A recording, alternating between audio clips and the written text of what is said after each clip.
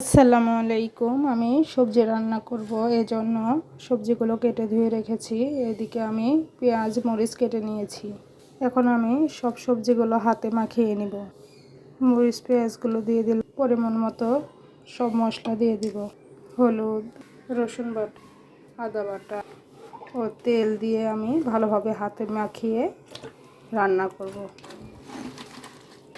হাতে মাখিয়ে নিয়েছি, এখন আমি ঢাকনা দিয়ে দিব। ঢাকনা খুলে আমি আবার তরকারিটা একবার নেড়ে দেব।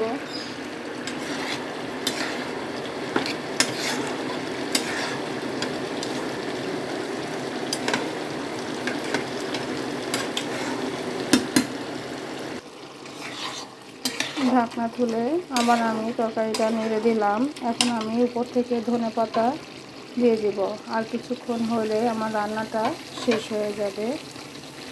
আপনারা এইভাবে কে কে শীতের সবজি খেতে পছন্দ করেন অবশ্যই আমাকে জানাবেন। আমি আপনাদের রান্না শিখাইতে আসি না, আমি কীভাবে রান্না করি সেটাই আপনাদের মাঝে আমি শেয়ার করি।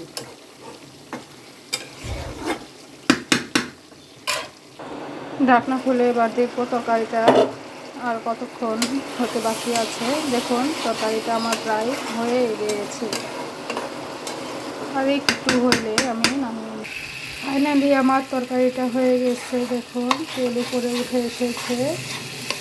আপনারা অবশ্যই আমাকে কমেন্টে জানাবেন আপনাদের কেমন লাগলো আজকের রান্নাটা।